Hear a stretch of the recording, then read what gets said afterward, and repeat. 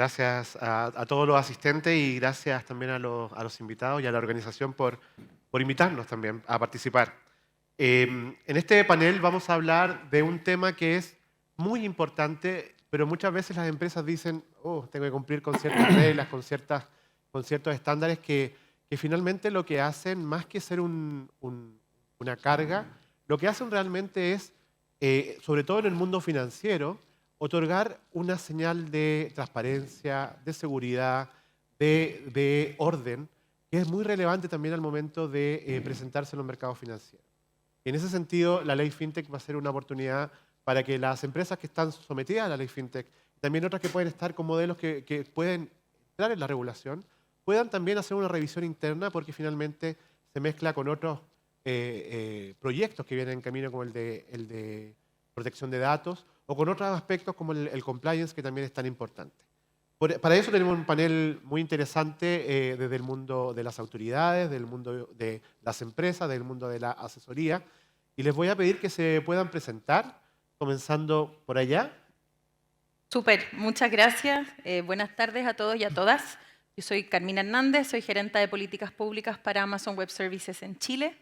Y como en buen chileno no ando nada sola, yo represento a un equipo muy grande de los temas fintech, de finanzas abiertas, son transversales a nuestras distintas áreas de negocio, tanto en sector comercial, en sector público, también en startups.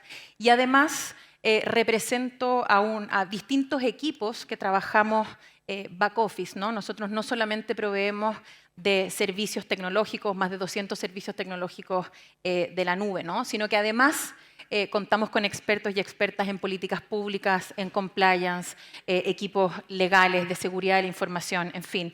Así que muy contenta y agradecida de estar acá y representando ahí a los distintos equipos de AWS en Chile. Muchas gracias, Carmina. Javiera. Muy buenas tardes a todos, mi nombre es Javiera Sepúlveda, yo soy socia de Bitlo, que es un estudio jurídico boutique especializado en temas de contratación de tecnologías de privacidad y fintech. Así que agradezco la oportunidad FinTech Chile por estar acá compartiendo, nos ha tocado también participar activamente en las discusiones de y proyectos de ley relacionados, así que muy contenta de estar aportando aquí. Muchas gracias. Hola, mi nombre es Tomás Pintor, yo soy asesor de la Coordinación de Mercado de Capitales del Ministerio de Hacienda. Me tocó participar en la redacción del proyecto de ley FinTech junto a Rosario Celedón y Ana María Montoya, que cada vez que puedo las nombro, que son grandes artífices del resultado final. Y también me tocó estar a cargo de la tramitación del proyecto de ley en el Congreso. Hola, mi nombre es Carolina Beas, yo soy socia de CMS, que es una oficina de abogados, y estoy a cargo del área de mercados digitales y libre competencia, y me especializo particularmente en temas relacionados a criptoactivos y tecnologías descentralizadas, y me ha tocado participar en varios temas relacionados con la implementación de la ley FinTech relacionada a tecnologías descentralizadas, y trabajo en conjunto con un equipo multidisciplinario en materia de FinTech, y también en la Universidad Católica como parte del programa de Derecho y Tecnología. Muchas gracias, Carolina.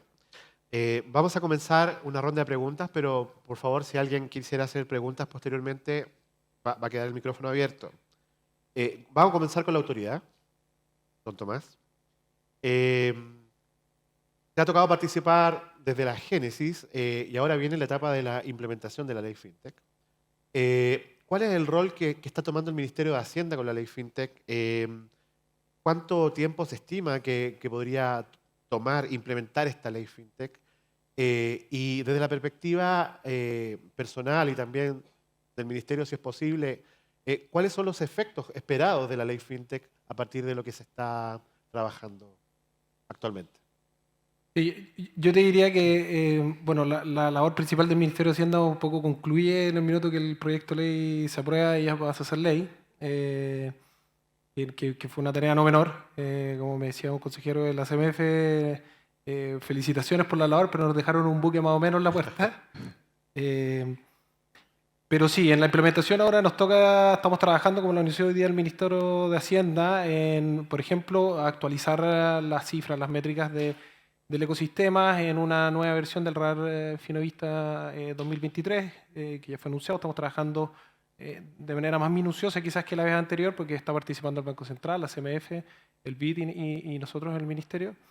Pero en la parte de la implementación, claramente el principal protagonista es la CMF, que ayer tuvo un evento en el que fueron casi más de 350 personas, en donde anunció que va a tener mesas consultivas temáticas. Creo que van a ser cerca de 24 mesas temáticas en las Claro. que van a poder inscribirse o solicitar la inscripción. El público va a poder discutir todo tipo de temáticas, y eso es probablemente lo más importante, o el trabajo a corto y mediano plazo en términos de implementación más relevante. Respecto a tu pregunta de los plazos, bueno, eso está bien establecido en la ley. Los plazos en los que va a entrar en vigencia la ley, se establece un periodo de 18 meses para que la CMF pueda dictar la regulación, tanto para el sistema de finanzas abiertas como para los marcos regulatorios de los modelos de negocio fintech. Y ahí un poco se separan las cronologías. Respecto al sistema de finanzas abiertas, hay un plazo de 18 meses para dictar la regulación, y después de eso existe un plazo máximo en el cual tiene que estar el sistema de finanzas abiertas implementado respecto de bancos y emisores de tarjeta en un máximo de 18 meses más, y para todo el resto de las instituciones obligadas, que son el resto de las instituciones financieras, en un plazo de 36 meses. Eso respecto al sistema de finanzas abiertas. Y respecto al marco regulatorio de los modelos de negocio fintech, por así decirlo, o el título 2 de la ley, después de dictada la regulación, existe un plazo de 12 meses para que las empresas fintech puedan inscribirse en el registro que va a llevar la CMF. Ahora, habiendo abordado las tareas que hay respecto a la fase de implementación de la ley y los plazos de aplicación, los efectos más notorios que vemos desde el Ministerio, yo te diría que el principio más evidente es el que ha sido bien nombrado hoy día, y también fue nombrado por el ministro, es la capacidad que va a tener la certeza jurídica y un marco regulatorio claro que potencia y que no ahoga, sino que impulsa la innovación, de atraer innovación, de atraer inversión extranjera, de atraer competencia al sector financiero, de atraer talento que va a impulsar la innovación.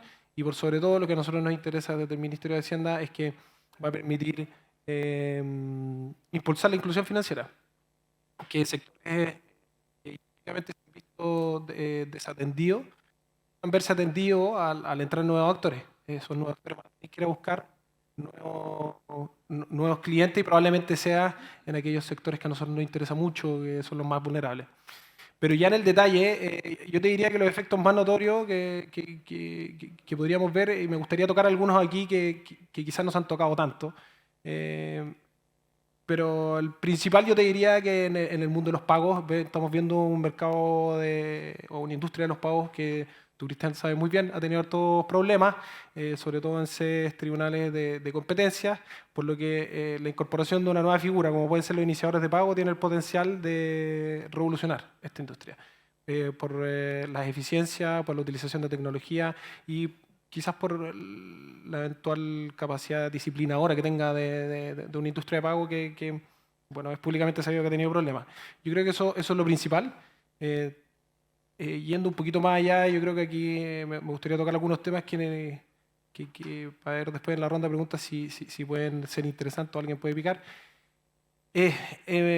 Existe la posibilidad de que una vez de que tengamos implementado el sistema de finanzas abiertas, estas API o estas interfaces que se utilicen para hacer intercambio de información y además pago, se pueden utilizar para otro tipo de cosas. Y el proyecto de ley o la ley contempla esa válvula. Contempla que la CMF el día de mañana podría permitir de que se efectúen otro tipo de acciones con esta API. Ya sería bastante interesante ver qué podría ocurrir con esos cierres de cuenta o quizás otro tipo de no solamente ejecuciones de transferencia electrónica de cuenta a cuenta.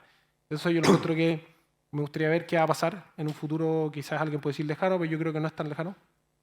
Me gustaría también, o los efectos más notorios, hay modificaciones a otras leyes del sector financiero que han pasado algunas cosas bien desapercibidas. Por ejemplo, hay una modificación a la ley de emisores de tarjetas de prepago, donde se establece la posibilidad, que es una sutileza, pero de que se puedan obtener licencias de prepago únicamente para efectuar transferencias. Históricamente se ha entendido que la emisión de prepago ha sido para la obtención de una tarjeta o un dispositivo con el cual se pueda pagar. y esa tarjeta trae asociada una cuenta prepago. Sin embargo, no había sido tan dicho, o al menos explícitamente en la ley, de que esa cuenta puede ser utilizada únicamente o no necesariamente para emitir una tarjeta, un plástico, sino que también para efectuar transferencias. Eso tiene el potencial de jugar como wallet el día de mañana. Y otros temas similares que creo que no han sido quizás tan advertidos, que son muy interesantes porque son todos, pueden generar hartos beneficios. Modificaciones, por ejemplo, a la ley de mercado de valores.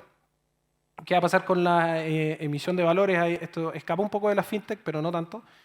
Se modifica o se cambia la lógica de inscripción de la entidad y además los valores. Hoy día solamente se van a tener que inscribir los valores. Eso va a implicar una modificación, por ejemplo, yo tiendo a pensar de la norma de carácter general 30 y de las lógicas finalmente registrales en el mercado de valores y en los valores de oferta pública. Eso es bien interesante. ¿Qué pasa con la entrada o que se permita que los corredores de bolsa puedan operar en bolsas de productos? Significa que vamos a tener instituciones bien irrelevantes pudiendo intermediar instrumentos como factura. Eso también puede ser los efectos pueden ser masivos. Los mini bonds, que se contemple la emisión de títulos de deuda para empresas quizás de tamaño menor, con menos exigencias registrales, sin la necesidad de efectuar pagos por la inscripción de esos bonos, por montos más pequeños, es una válvula de financiamiento que van a tener las empresas más pequeñas en el mercado de capitales que hoy día no sé si la tienen tanto. Y así una serie de efectos que tiendo a pensar de que van a tener un impacto más temprano que tarde. Perfecto, Tomás, muchas gracias. Por razones de tiempo vamos a tener que dejar ahí, pero hay algunas preguntas que pueden ir surgiendo en la siguiente ronda. Quiero aprovechar de preguntarle a Javiera, tú como abogada te ha tocado ver cómo están cambiando las regulaciones, no solo la ley FinTech, y ahí tú nos puedes contar un poco más. De algún modo, ¿cuáles son esos desafíos que se están produciendo actualmente a nivel regulatorio? En el marco de esta innovación financiera que se está produciendo, que obviamente no solo afecta a los mercados financieros, pero también afecta, porque también afecta a otros mercados, pero especialmente en el mundo fintech que nos convoca, y sobre todo en materia de datos personales. ¿De qué manera la ley fintech puede colaborar, la futura normativa puede colaborar, se puede coordinar, se puede trabajar para de alguna manera avanzar en que el desarrollo de la industria se siga dando, pero dentro de cierto contexto? ¿Qué piensas tú? A ver, yo creo que cuando hablamos de desafíos regulatorios lo podemos abarcar de varios frentes, ¿cierto? De varias aristas.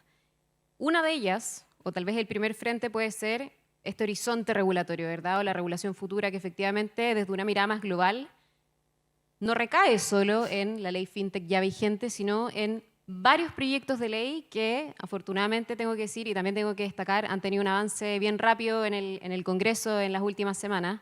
La agenda digital ha estado bien movida en el Congreso y son proyectos de ley que van a impactar tremenda y muy relevantemente a la industria fintech, creemos. Y estoy hablando en particular del proyecto de ley marco de ciberseguridad e infraestructura crítica de la información, que en un principio estuvo más bien enfocado en, ¿verdad?, entidades que poseían infraestructura crítica, pero que luego de las indicaciones presentadas por el gobierno y aprobadas, digamos, se extiende su ámbito de aplicación a entidades privadas en general. Por lo tanto, vamos a estar en un escenario pronto en que las fintech no solo van a tener las obligaciones de implementar medidas de seguridad y notificación de brechas que vienen en el proyecto de ley fintech a propósito del sistema de finanzas abiertas, de las obligaciones de seguridad y notificación de brechas del proyecto de ley de datos, sino que además vamos a estar regulados por la nueva ley ley marco de ciberseguridad. Y creo que ahí hay un desafío importante, en el fondo, que sean regulaciones coherentes, que sean regulaciones armónicas. Además, la nueva institucionalidad en materia de ciberseguridad es tremendamente compleja y robusta, y tenemos toda la esperanza de que va a estar muy bien coordinada, pero no deja de ser un poco preocupante en el fondo el enfrentarse a este monstruo un poco de institucionalidad y además con múltiples obligaciones que recaen a veces sobre las mismas materias. La ley la ley que crea el registro de deuda consolidada, que también pasó recién a segundo trámite, súper importante para las fintech y que busca, ¿verdad?, cortar un poco esta brecha histórica de las asimetrías de información entre la banca tradicional y los nuevos actores entrantes al mercado. Y ahí también hay desafíos porque la autoridad nuevamente va a tener que determinar cómo las fintech o cómo estos terceros, ¿verdad?, que acceden a estos registros de deuda consolidada, por qué canales lo hace, por qué plataformas lo hace, de qué manera. Eso es algo que la ley deja, o que el proyecto de ley hasta ahora ha dejado un poco delegado en la autoridad. Y lo que mencionabas tú, ¿verdad? El proyecto de ley de datos personales, que tal vez fue como la discusión más candente en la última parte de la tramitación legislativa de la ley FinTech. Que a ver, yo creo que es súper importante aquí aclarar como que van por carriles separados, bien relacionados, pero por carriles separados. Suele, o tal vez tuvimos un poco, o vimos desde algunos actores, esta intención de que la ley FinTech recogiera o cerrara una brecha o un gap o una deuda histórica ya a esta altura que tiene Chile en materia de regulación de datos personales. Y la verdad es que de lo que nos teníamos que preocupar en la ley FinTech era de que quedara bien regulada y bien redondito, ¿verdad?, el tratamiento de datos financieros, de categorías específicas de datos financieros que se hace a propósito del intercambio de información en el sistema de finanzas abiertas, que es un ámbito muchísimo más acotado que la regulación de protección de datos que le aplica a todas las industrias por igual, y que no hace que las fintech, en el fondo, estén reguladas también por este proyecto de ley, que afortunadamente pasó a tercer trámite constitucional después de muchísimos años. Eso como primer frente, que creo que ahí hay muchísimos desafíos. Como segundo frente, tal vez lo que hemos visto es esta relación cotidiana que van a empezar a tener las fintech con la autoridad, fintech hasta ahora no reguladas, ¿verdad? Y acá no me refiero solo a la CMF, sino que también a la UAF. Y por lo tanto ahí es esperable que existan los canales idóneos, que exista esta fluidez un poco en la comunicación para que estas nuevas empresas, muchas de ellas muy jóvenes, ¿verdad?, sepan enfrentarse a la autoridad. Y por último, me parece que también va a representar un tremendo desafío, y esto lo digo también un poco porque deberíamos aprender de las buenas iniciativas que se convirtieron en ley en el pasado y que tal vez no resultaron teniendo el impacto que esperábamos, y acá me refiero específicamente a la portabilidad financiera y hace tal vez unos poquitos más años atrás al sello CERNAC, ¿verdad? Grandes ideas, grandes intenciones convertidas en ley y que resultaron un poco, no quiero decir siendo letra muerta, pero no tuvieron el impacto que se esperaba. Y desde ese punto de vista creo que la CMF tiene una tremendísima tarea por delante en la emisión de estas más de 70 normas de carácter general que van a implicar la implementación de la ley FinTech. Yo miro con muy buenos ojos en el fondo tanto la publicación de las normas de consulta, que ya hemos visto algunas que ya se han emitido, unas poquitas, pero ya se han emitido algunas. Ayer se abrió, ¿verdad?, la inscripción a las mesas consultivas respecto de temáticas específicas, y también aprovecho en el fondo de como decía Tomás, de comunicarlo para que ojalá todos los actores que estamos de alguna manera involucrados en este mercado podamos aportar. Pero hay un tremendo desafío. Para aquellos que pensamos en el fondo que el impacto potencial que puede tener esta ley es tremendo en este país, me parece que hay que hacer un esfuerzo público-privado en el fondo, tanto en aportar en lo que uno pueda para que la emisión de esas normas de carácter general sean lo más bajadas a la realidad de Chile también, y también esfuerzos en educación financiera. Me parece que es clave que podamos aportar, no solo pasándole la pelota a la autoridad, sino que haciendo un esfuerzo público-privado. Súper interesante, Javiera, porque al final de cuentas uno ve que hay muchas normas que se están dictando, pero las autoridades tienen que coordinarse, no pueden entender por educación financiera el CERNAC una cosa y la CMF otra cosa, por datos no puede la Agencia de Protección de Datos entender una cosa y la CMF, que le toca fiscalizar la ley FinTech, entender otra cosa. Y en ese sentido es muy importante que las autoridades se coordinen, pero parecía también que las empresas debieran tener algún sistema interno que, más que duplicar esfuerzos, unificar esfuerzos para, de alguna forma, ir cumpliendo con esta normativa que no es tan incompatible. Pueden ser distintas, pueden ser específicas, pero pareciera que si uno crea un sistema interno de compliance, un sistema interno de manejo de la información, puede cumplir con varios de estos estatutos, incluso de prevención de los activos. Carmina, me gustaría preguntarte a ti ahora, porque Amazon Web Services está presente en varios países y tiene la posibilidad de tener una mirada panorámica de cómo las regulaciones van evolucionando, de cómo las regulaciones tienen brechas entre sí, y de alguna forma, ¿cuál es la mirada que tú has podido tener a partir de lo que está pasando en Chile en comparación con otros países de la región? Gracias. Tal vez partir confesando que las startups y el desarrollo de las mismas son parte del corazón de nosotros en AWS. En el mundo existen un poco más, alrededor de 1.000 unicornios y un 83% de los unicornios corren en nuestra nube. En Latinoamérica es un 87%. Muchos de los equipos que asesoran a las startups en sus procesos de desarrollo y crecimiento son precisamente ex fundadores o fundadoras de startups, por lo tanto las conocemos, entendemos sus problemáticas, sabemos más o menos sus necesidades, y en ese sentido, por eso resaltaba un poco al principio la importancia que tiene para nosotros tanto las políticas públicas como la ley fintech específica y de finanzas abiertas. Lo que vemos desde una mirada tal vez internacional es que Chile ha sido y es pionero en el desarrollo de estos ecosistemas y de marcos regulatorios que, como bien decía la Javi, habilitan un sistema o un ecosistema más competitivo, más seguro, más resiliente, ¿no? Es el cuarto país después de Brasil, México, Colombia en implementar regulaciones en este sentido. En implementar un sistema fintech tal vez podría ser, digamos, el segundo después de Brasil. Y lo que hemos podido ver es que esta competencia y dinamismo que se genera en torno a estos ecosistemas son una oportunidad tal vez sin precedentes de poder democratizar los servicios financieros tecnológicos y por lo tanto eso contribuye, ¿no?, a este dinamismo y a esta competencia a la que me refería. Entonces, tal vez ahí resaltar desde nuestra experiencia en distintos países qué elementos, algunos, ¿no?, ayudan a que esa competencia surja y se desarrolle en ecosistemas digamos, sanos. Y en ese sentido, la ley FinTech es un excelente punto de partida y donde estamos obviamente ahora disponibles para ayudar desde la perspectiva tecnológica y de computación en la nube, es en esta normativa secundaria, ¿no?, en estas normas de carácter general.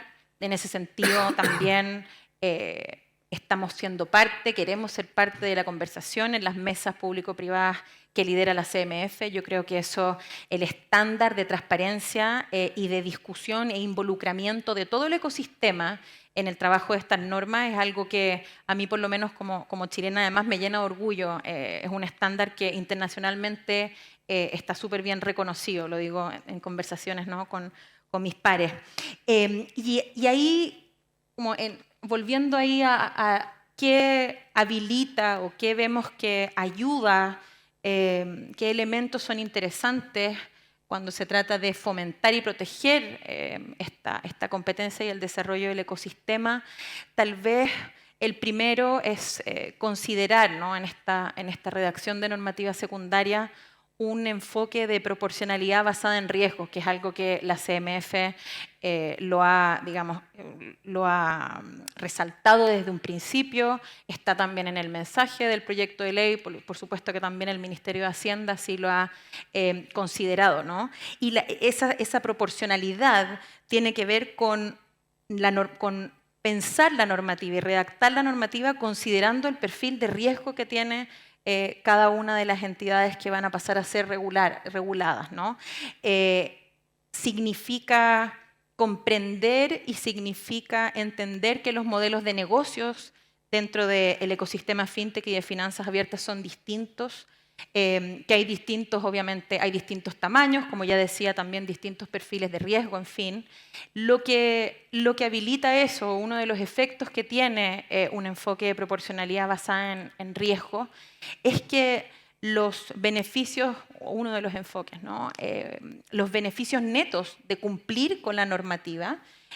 Muchas veces cuando se trata de reglamentaciones o regulaciones que son demasiado prescriptivas, terminan siendo, digamos, en el neteo con la operación, terminan siendo negativos. Ya muchas veces a empresas más chicas o que están recién partiendo no les sale a cuenta, no quedan afuera, se convierte definitivamente en una barrera de entrada. Por lo tanto, creo que ese es un elemento de materializarse acá en la regulación en Chile puede ser algo muy positivo para el desarrollo del ecosistema.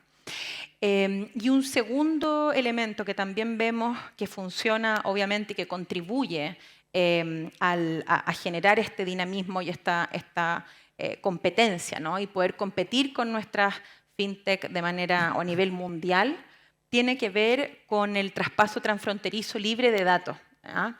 Y con intentar no incluir ningún tipo de localización de datos, ¿no? Que los datos no puedan salir de determinado territorio, en fin. ¿Por qué? Porque se ha estudiado que generar políticas o generar reglamentaciones que tengan este tipo de localizaciones de datos tiene distintos efectos que podrían ser perjudiciales, ¿no? Como para el desarrollo del ecosistema. Por un lado, obviamente que los precios de los servicios asociados a esos datos se encarecen, se pierde un poco ese acceso a la innovación y a generar productos y servicios que sean competitivos a nivel mundial.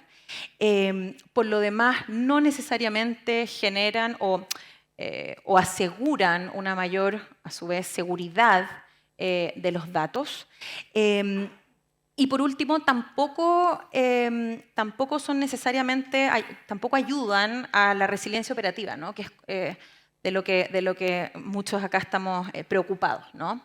Y quizás ahí detenernos no solamente en los costos o por qué, digamos, se encarecen los precios de los servicios, sino en resiliencia operativa y en seguridad. Nosotros desde AWS tenemos, bueno, los proveedores de nube hiperescala y en particular AWS, tenemos una red de infraestructura global. Por lo tanto, apoyarse en esa red de infraestructura global para generar las estrategias con miras a tener una mayor resiliencia operativa, creemos que es un mejor camino que necesariamente contar con que los datos tengan que procesarse en el país. Y cuando hablamos también de seguridad, quizás un sesgo antiguo que existía era que los datos estaban más seguros donde pudiéramos verlos, ¿no? On-premises. Y lo que proporciona la tecnología de nube, en concreto la de AWS, es estos modelos de responsabilidad compartida, ¿no? Donde nosotros somos responsables de la seguridad de la nube y los clientes, instituciones de gobierno, en fin, son responsables de lo que ocurre en la nube, ¿no? De lo que construyan en la nube. Y eso significa compartir, obviamente, la responsabilidad respecto a la ciberseguridad, seguridad de la información. Por ejemplo, aprovechar o tener la tecnología de nube, la infraestructura a nivel global, significa que nosotros podemos automatizar, por ejemplo, ciertas operaciones ante amenazas y concentrarnos en aquellas que pueden ser tal vez más complejas, o también significa que somos capaces de detectar y hacer inteligencia respecto de amenazas que ocurren una vez en 1 millón de transacciones, que en entornos de TI tradicionales simplemente no se puede. Entonces, creo que digamos, esos dos elementos nosotros hemos visto que resultan positivos, ¿no? El traspaso libre transfronterizo de datos, para poder generar y para poder fomentar ese dinamismo dentro del ecosistema fintech y finanzas abiertas, y que signifique o que genere un entorno habilitante, ¿no? Y no barreras de entrada. Muy interesante. Ahora, el mundo de los datos es un temazo porque muchas empresas trabajan con muchos datos y creen que son dueños de los datos, y los titulares de los datos son las personas, de sus datos personales, digamos. Y hay algunas empresas que creen que el tratamiento de los datos, la política de privacidad, los términos y condiciones, son unos papelitos que hay que llenar y no es tan sencillo porque al final de cuentas es el contrato que yo tengo con el cliente y finalmente son las responsabilidades que yo estoy asumiendo, sobre todo en un mundo que viene una regulación al estilo y al nivel de Europa. Y en ese sentido quería preguntarte a ti, Carolina, porque a ti que te toca trabajar mucho con empresas tecnológicas, digitales, ¿de qué modo tú ves que las empresas debieran internalizar la normativa que se está implementando? ¿Cómo poderla aterrizar? ¿Cómo poderla cumplir? ¿Por qué es importante cumplirla? Según tu experiencia, ¿qué recomendaciones podrías darle a las empresas en estas materias? Bueno, me gustaría como que tuvieran claro que en definitiva el desafío de controlar los riesgos que busca la ley FinTech es un desafío que les corresponde a todos y hay que tener las expectativas relativas a la regulación FinTech y la normativa secundaria como aterrizada. Porque en definitiva la normativa va a establecer marcos y categorías particulares que no van a calzar con todo el mundo y que probablemente en un año más no va a calzar mucho con nada o muy poco en algunas cosas y va a tener que hacerse ajuste. Entonces, lo que yo propondría a todos los que les interesa como mantenerse al día es entender la lógica regulatoria. O sea, hay muchos que están pensando como qué va a decir la normativa secundaria, cuál es el estándar, pero nadie tiene el esfuerzo de entender cuál es la lógica que está detrás, cuáles son las preocupaciones, los principios, porque al final del día son las empresas las que mejor saben cómo cumplir cómo poder proteger esas preocupaciones en un modelo de negocio en particular. No lo sabe la CMF, lo sabe cada uno de ustedes que están acá. Entonces, en definitiva, es un rol mucho más protagónico de lo que ustedes creen que tienen en este proceso de adaptación del derecho a la tecnología. Y eso es algo que yo creo que es un enfoque que hay que cambiar, porque es ser un poco demasiado exigente con el regulador en ese sentido y no pensar que la falta de regulación o de aclaraciones, normas específicas, es un obstáculo para que los actores tomen algún tipo de normas privadas de control. Por ejemplo, va a pasar mucho. Un ejemplo es el caso de la implementación de las aplicaciones, de la interfase. Va a haber un minuto en que el estándar de seguridad va a ser muy alto, pero va a conflictuar con la experiencia de usuario. Entonces, ¿quién va a poder decirte a ustedes cuál va a ser el punto medio? Eso lo van a poder decir ustedes. Y si no entienden cuáles son las lógicas regulatorias que están detrás o los eventuales conflictos que existen en las mismas lógicas regulatorias, no van a poder saber priorizar. Entonces, es un ejercicio que tienen que aprender a hacer todos los que toman decisiones en la empresa, no solamente los abogados, sino también los tecnológicos, los que empresas de TI. Todos tienen que aprender a identificar cuándo les parece que están generando un riesgo para los usuarios. Ese sería mi consejo. Pero, Carolina, hay empresas que dicen, ¿sabes qué? Me están pidiendo un oficial de cumplimiento, me están pidiendo temas de datos, me están pidiendo ahora la ley FinTech. ¿Cómo una empresa puede unificar eso y poderlo hacer? Porque hay un tema de costo también involucrado. Es que por lo mismo, yo creo que en algún minuto uno, y hasta cierto punto las empresas lo hacen y lo van a hacer igual. Tienen un presupuesto acotado, ellos tienen que decir, bueno, la ley FinTech que quiere es proteger al usuario, generar innovación, generar inclusión financiera. ¿Cómo lo puedo hacer de la mejor manera? Obviamente, no estoy diciendo que no estoy olvidando los abogados, al contrario, en la medida posible siempre asesórense, pero al final del día la pregunta va a venir de vuelta. Lo que uno hace el abogado es preguntarle a ti, ¿cómo te parece a ti que estás perjudicando al consumidor? ¿Cómo te parece a ti que te estás aprovechando de sus datos? ¿Cómo te parece a ti que hay una fuga de seguridad? Esa es la pregunta que uno hace de vuelta.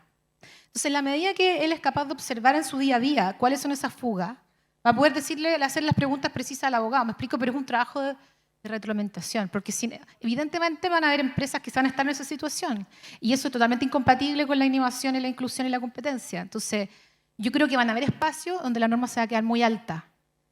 Y mientras tanto, ¿qué? ¿No voy a funcionar? Igual hay que ser realistas y pragmáticos de que van a haber escenarios que vamos a caminar en un espacio gris.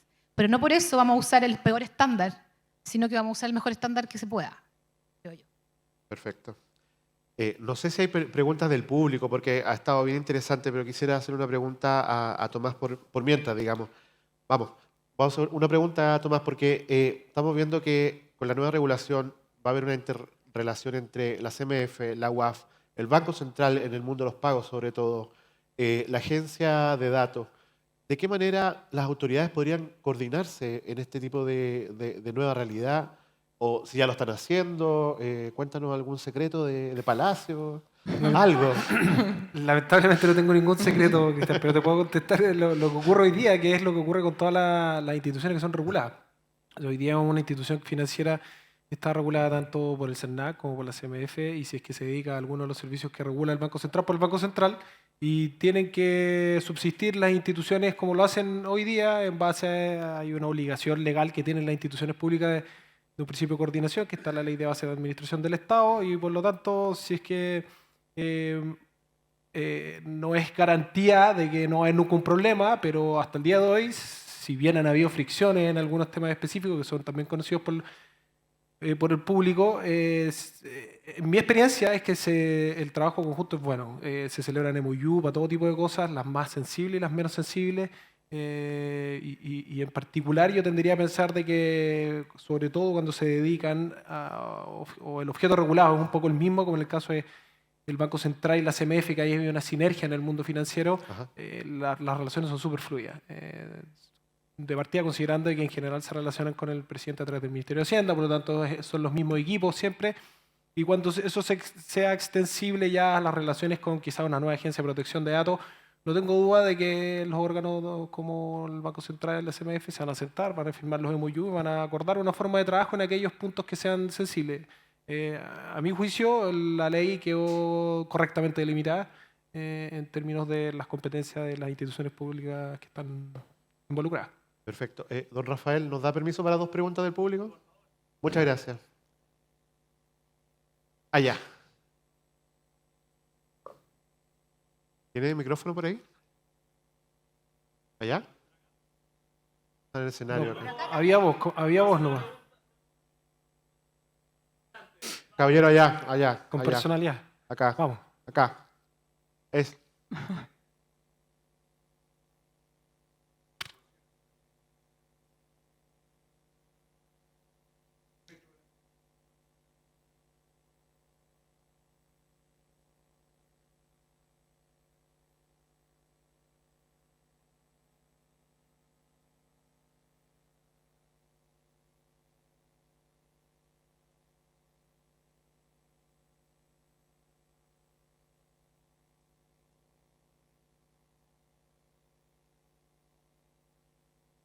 Voy a pedir a Javiera que pueda contestar esa pregunta. Vale. A ver, específicamente el tema de los iniciadores de pago, claro, si bien no se regulan como servicio, me parece que sí hay una delimitación clara en torno a su calidad de participantes en el sistema de finanzas abiertas. Es bien curioso lo que pasa con los iniciadores de pago, y entiendo que esto fue un poco una herencia también de la experiencia comparada, ¿cierto? A propósito, no es por tirar flores, pero estuvimos en la FinTech Week en Londres hace un par de semanas y hubo puras flores hacia la ley chilena, porque es una ley que salió tal vez un poquito retardada de los países de la región, pero que ha aprendido mucho de las experiencias de la región. Y específicamente en el tema de los iniciadores de pago, claro, se cuelgan un poco del sistema que originalmente no está pensado para ellos, pero sí en mi opinión, digamos, sí se les regula de manera adecuada como uno de los participantes del sistema de finanzas abiertas, y también se les obliga a cumplir con los mismos estándares que van a tener los proveedores de servicios de información y los proveedores de servicios basados, perdón, los proveedores de información y los proveedores de servicios basados en información, ¿verdad? Y por lo tanto ahí yo tal vez no veo mucho riesgo. Respecto a tu primera parte de la pregunta, y aquí, no sé, tal vez también Tomás puede complementar bien, pero me parece que a veces uno tiene como las ganas de que una ley que regula un tema tan dinámico como es la tecnología, y en particular los modelos de negocio en la industria financiera basada en tecnología que avanzan a la velocidad de la luz, de que esta ley hubiera, ¿verdad?, abarcado modelos de negocio tremendamente complejos. Nos pasa mucho en la oficina que nos preguntan, ok, yo soy esto, pero además hago A, B, C y D. ¿Estoy regulado o no? Y va a ser chuta. Vamos a tener que esperar la emisión de las normas de carácter general, o hagamos las consultas a la CMF directamente en las instancias en que nos están permitiendo hacerlas. Porque los modelos evolucionan tan rápido que, a mi parecer, era imposible y era impensable que se recogieran tal vez más que estos que ya teníamos, ¿verdad?, bien delimitados. El tema del crowdfunding es como la fintech por excelencia, ¿verdad? E incluso las iniciativas de regularla venían de hace muchos años atrás. Pero a mí me parece que se reguló lo que se podía regular correctamente y se regularon aquellos modelos de negocio respecto a los cuales teníamos información suficiente también para entregar una regulación que fuera coherente, que fuera flexible, que además fuera marco. No hay que olvidar eso. Esta es una ley marco y precisamente la idea de ley marco es que se puedan colgar nuevos modelos de negocios a la regulación. Y si me dejáis cortar solamente un punto, que es muy buena la pregunta. Es importante recordar de que los 7 servicios que se regulan, hay un principio que es el de la modularidad en el proyecto de ley, que básicamente dice relación con que la cadena de prestación de servicios financiera típica, que es la de un banco, yo te ofrezco una cuenta corriente que tiene asociada una tarjeta y a la vez yo te ofrezco un seguro y quizás fondos mutuos. La fintech tiene la capacidad de desintegrar esa cadena y, hacerlo, y generar módulos, por eso se llama principio de modularidad, y lo hacen de manera mucho más eficiente. La lógica regulatoria de la ley fintech recoge ese principio y es una lógica, es un cambio de paradigma en la regulación financiera chilena. Tú miras la ley de mercado de valores y se ven regulación de las corredoras de bolsa, las clasificadoras de riesgo, las bolsas de valores. Aquí es distinto, se dice, me da lo mismo cuál sea tu nombre, cómo te llames, yo me llamo BRS Amador, voy a ver cuáles son las actividades, en qué módulos estás concentrado y ahí te voy a regular. ¿Qué te quiero decir con esto? De que no están reguladas modelos de negocio en su totalidad, hay modelos de negocio que van a tener mezcla. Entonces, hay una especie, hay que revisar en la pregunta cuando tú me decís, los remesadores no están regulados. El remesador más grande, probablemente de los más grandes de Chile hoy día, es un emisor de prepago. Y está sometido a la regulación que le corresponde a cualquier emisor de prepago. Lo mismo ocurre, por ejemplo, si es que en algún modelo las remesadoras empiezan a custodiar. Hay que ver qué pasa con la custodia de dinero. ¿Van a quedar como custodio? Parece que está dentro de las 7 actividades fintech. Un poco lo que decía la Caro, que hay que entender la lógica detrás de la regulación y también lo que decía la Javi. Cada modelo de negocio vamos a tener que limpiarlo un poco en términos regulatorios para ver finalmente qué es lo que está detrás y dónde caen. Eso de como estos 7 son cajas cerradas, no, son actividades que pueden estar mezcladas. Una empresa, un modelo de negocio puede contemplar 1, 2 o todos de ellos. Por razones de tiempo, quisiera ver si hay alguna otra pregunta de público allá para poder solucionarla.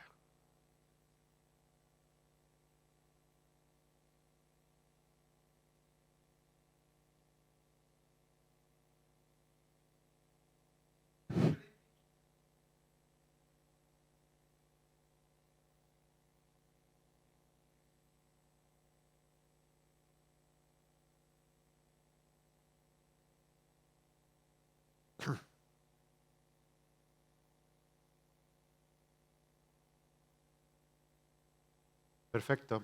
Súper buena pregunta, porque de hecho, relacionado con la pregunta anterior, hay algunos modelos que ocupan cripto y que no son actividades directamente reguladas. Por ejemplo, las remesas. Hay algunas empresas de remesa que ocupan cripto. Y ahí viene el tema de ir a conversar con la CMF en su momento y también yo creo participar en las mesas. Pero respondiendo a tu pregunta, le voy a pedir a Carolina, que tiene mucha experiencia en empresas cripto, para poder contarte un poco qué es lo que va a pasar.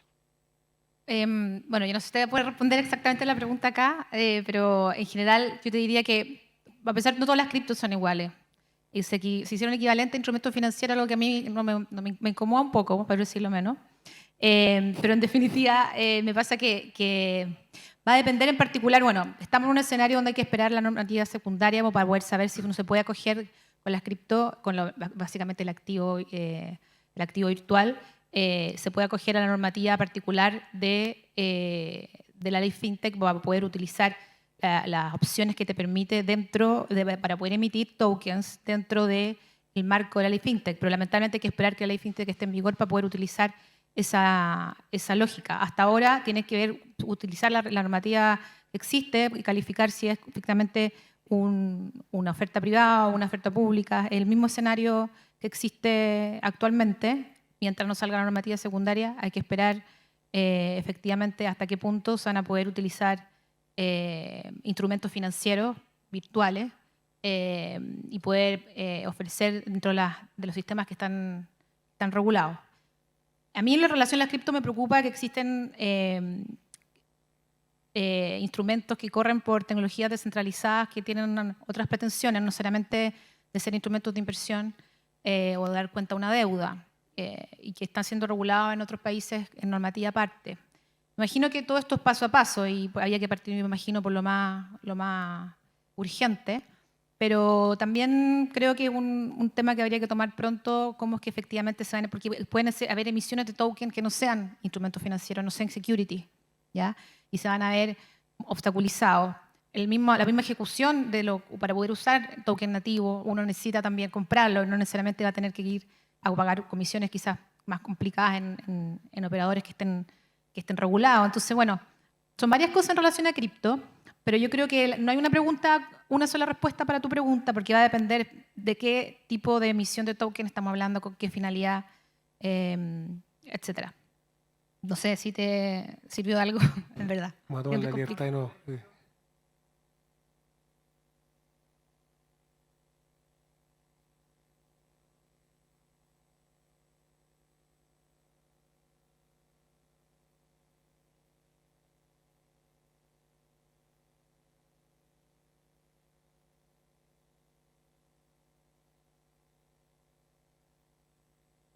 Sí, lo que pasa es que los instrumentos financieros, los valores de oferta pública no son instrumentos financieros y un activo virtual sí es un instrumento financiero. Entonces estamos como una especie de limbo de entender si tendrías que hacer un valor de oferta privada y hasta qué punto, ¿me explico? Pero sigue siendo un...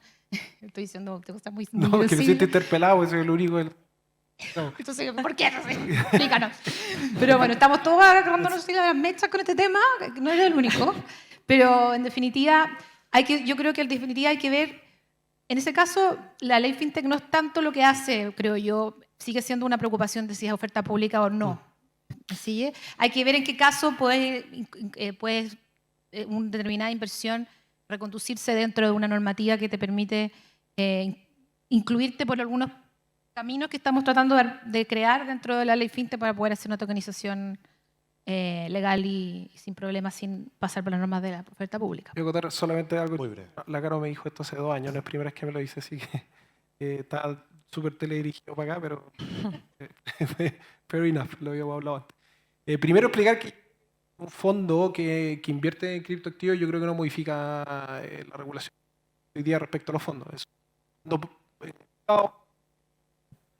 y va a ser un FIP y le va a regir respecto a aquel y su administrador las normas propias de los FIP. Si es un fondo público, las normas de la Ley Única de Fondos y da lo mismo cual sea subyacente. Yo no veo problema en ese sentido, sobre todo considerando de que ahora son instrumentos financieros. Y respecto solamente a dar una explicación desde el sector público, que nos dijeron mucho por qué tomamos esa definición de criptoactivo que evidentemente no considera ninguno de los elementos de la naturaleza jurídica o naturaleza propia de los criptos, como puede ser blockchain, de contabilidad descentralizada o verificación a través de bloques, fue porque la naturaleza de estos instrumentos está todavía por verse y depende mucho de la utilidad que se le den. Es evidente, y en los últimos años ha sido evidente la volatilidad que se ha visto, porque son principalmente utilizados como instrumentos de especulación, pero en otras partes podrían empezar a ser utilizados como medios de pago. Entonces, hacernos cargo en esa ley, cuando teníamos esa urgencia en la fintech, en tantas otras cosas, la naturaleza jurídica del cripto, decidimos dar la pelea más funcional, que fue traigamos al perímetro regulatorio a todos aquellos que lleven actividades en torno al cripto, los que los intermedien, los que los custodien, los que los enruten. Y es por eso, que yo sé que no es la definición más feliz, pero es un tema que está en desarrollo y hasta el Banco Central ha demostrado interés en emitir una moneda digital propia. Sí, perfecto. Gracias, Carolina y Tomás. Por tiempo ya estamos listos, estamos pasados. Yo no sé si alguno de los panelistas quisiera decir algo más. Tienen 1 minuto. Yo quisiera tomar la palabra muy, muy cortito, porque sé que es es una preocupación bien latente y tiene relación con lo que conversabas, Cristian, con la Caro a propósito de el desafío de la inversión, ¿cierto? Y lo que va a significar, ¿verdad?, el cumplir esta serie de obligaciones de esta serie de cuerpos normativos.